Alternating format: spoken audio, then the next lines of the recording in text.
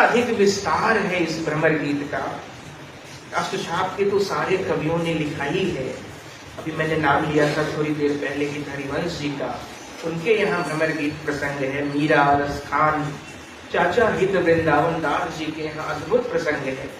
ध्रुवदास जी हैं, नरोत्तम दास हैं, कवि दंग हैं, बलभद्र कवि हैं, रीवा नरेश रघुराज सिंह ने तो रुक्मणी परिणय नाम से ग्रंथ लिखा है, उसमें भ्रमर गीत का आयोजन है। और दीपेश जी बैठे हैं, भारतेंदु जी ने लिखा है। ब्रज के लता पता मोहि कीजे, गोपी पद पंकज पावन की रज, जामे सिर भीजे। ब्रज की लता पता मोहि कीजे, कुछ नहीं चाहिए मुझे, ब्रज की लताएं बना दो, ऐसा भाव। और आधुनिक काल में रत्नाकर जी मैथिली शरण गुप्त द्वापर नाम के काव्य में भ्रमर गीत प्रसंग उपस्थित करते हैं। और एक यह जो कहा गया है कि जो कृष्ण भक्ति, कृष्ण संबंधी कविता है, उसकी भाषा ब्रज भाषा ही होगी।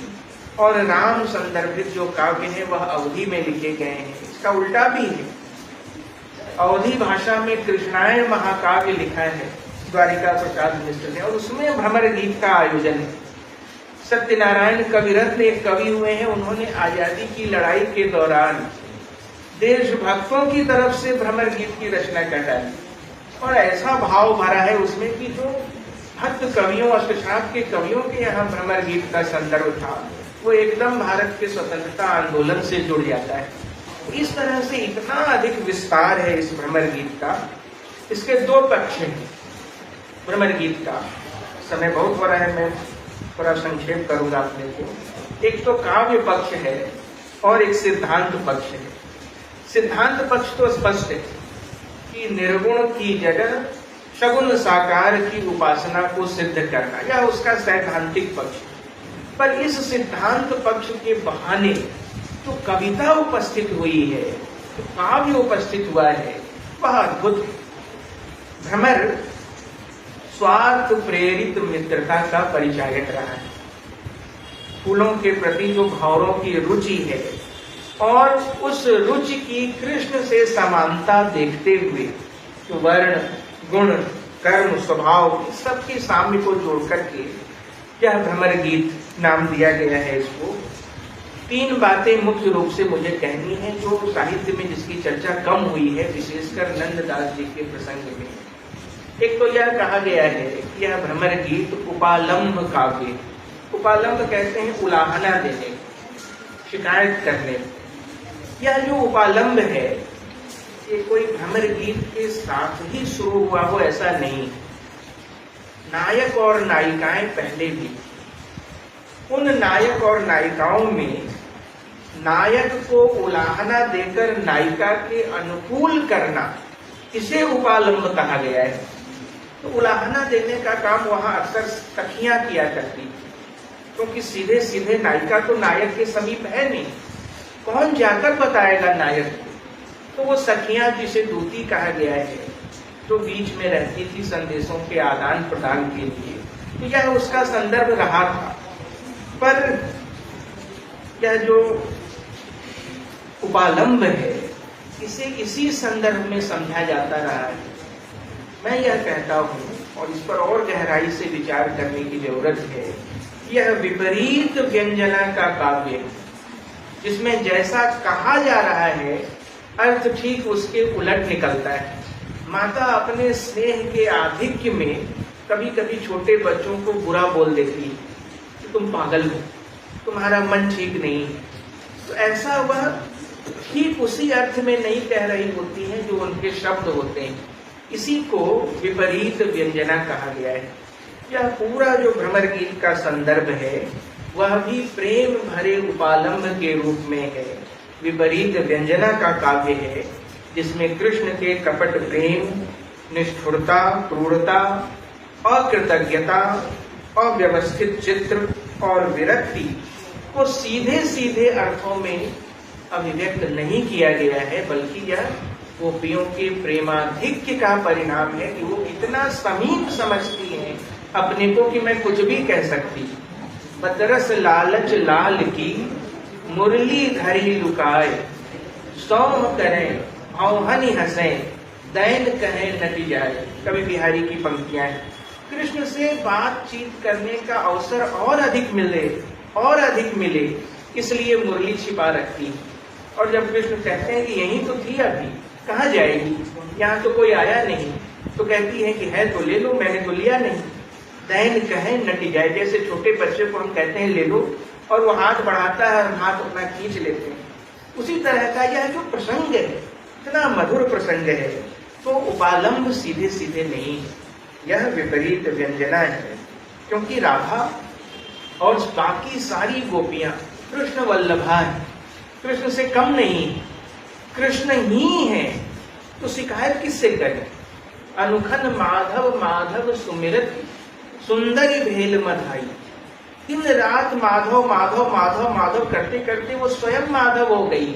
तो अब उपालंब किससे, वो तो जान ही नहीं रही है कि वो राधा है, वो गोपी है, वो तो अपने को माधव ही समझ रही है, इसलिए यह उपालंब काव्य सीधे सीधे हो नहीं सकता। और यह जो पूरा भ्रमर गीत का प्रसंग है, इसका सार नंददास ने समझा था। सूरदास के यहाँ भी जो थोड़ी उसकी कमी रह गई, नंददास जी महाराज ने उसको पहचाना था। इसलिए क्यों पहचाना था, क्योंकि यह इतिहास विदित है कि अष्टशाप के सारे कवियों में से एकमात्र नंददास ही थे जिनको विधिवत शिक्षा मिली थी, जिन्होंने शास्त्र अध्ययन किया था। इसलिए आप पाते हैं कि उन्होंने 5 मंजरियां लिखी, इन सबसे आप परिचित हैं, और रास पंचाध्यायी की रचना की थी। वह सीधे सीधे भागवत का लगभग भाषा अनुवाद ही है, जिसे हिंदी का गीत गोविंद भी कहा गया है। और यदि साहित्यिक दृष्टि से उस रास पंचाध्यायी का वैशिष्ट्य देखना हो, तो शब्द चयन, विषय प्रतिपादन, कवि कल्पना, चित्रण कला और अनुप्रास की छटा के लिए वह रचना दिगंत व्यापी है। यह जो भ्रमर गीत की रचना की नंददास जी ने, इसके पहले उन्होंने पूरे 10 स्कंध का भाषा अनुवाद किया था ब्रज भाषा में। और जो भागवत का भ्रमर गीत था, संकेत हो गया है, मैं बहुत संक्षेप में समाहार कर रहा हूं, उससे नंददास जी के भ्रमर गीत का प्रयोजन भिन्न है। भागवत में कृष्ण ने उद्धव को यह कहकर भेजा था कि तुम जाओ और हमारे माता पिता को थोड़ी सांत्वना दे दो, और जो गोपियां वहां वियोग रोग से ग्रसित हैं उन्हें थोड़ी शांति दे दो। यह भेजे जाने का उद्देश्य था। और उद्धव वहां अत्यंत महामतिमान के रूप में गए। पर नंददास जी महाराज के यहाँ जब उद्धव भेजे जाते हैं तो वहां प्रयोजन बदल जाता है।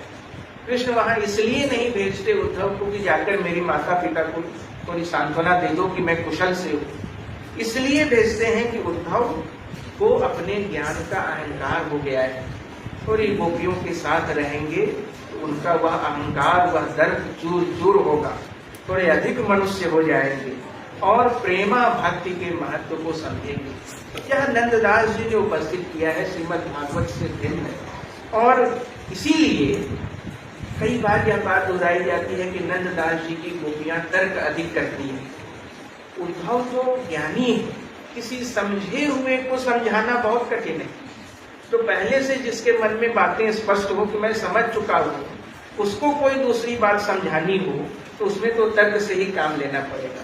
तो चूंकि नंददास जी का प्रयोजन भिन्न था, इसलिए उनके गोपियों का व्यवहार, उनके गोपियों की शैली भी भिन्न है। और नंददास जी के उद्धव क्या है, वह भागवत की भांति साधारण संदेशवाहक के रूप में नहीं है। भागवत में उद्धव में गोपियों का व्यंग्य पात्र बनाया गया है, उपहास उड़ाया जाता है, और जब वो समझाते हैं तो गोपियों को सांत्वना मिल भी जाती है। उससे एक सीढ़ी नीचे सूरदास उतरते हैं, मानती नहीं, पर अंत में कहती हैं, जब सब कुछ कह लेते हैं उद्धव, तो उद्धव मन नाही 10-20, एक हुतौ तो गयो श्याम संग को और आधे। इसका भाव क्या है कि आपकी सारी बातें सही है, पर हमारे पास एक ही मन था, अब मैं किस मन से आपकी बात मानूं। यानी तर्क ठीक है आपके, पर हमारी व्यवस्था है, हमारी सीमा है कि हम आपके साथ नहीं हो सकते। पर नंददास जी की गोपियां ऐसा नहीं करती। नंददास की गोपियां मानती नहीं है, और इसीलिए कहती हैं पूरब कर्म लिखे विधि अक्षर। अभी जो नंददास जी का पद गाया गया सबसे शुरू में ही, बार बार जो बेक है इनकी, सुनाओ ब्रज नागरी, कृष्ण नागर है, उनके बराबर का कौन होगा, वो नागरी ही तो होगी। इनसे पहले के भ्रमर गीत में नागरी नहीं। और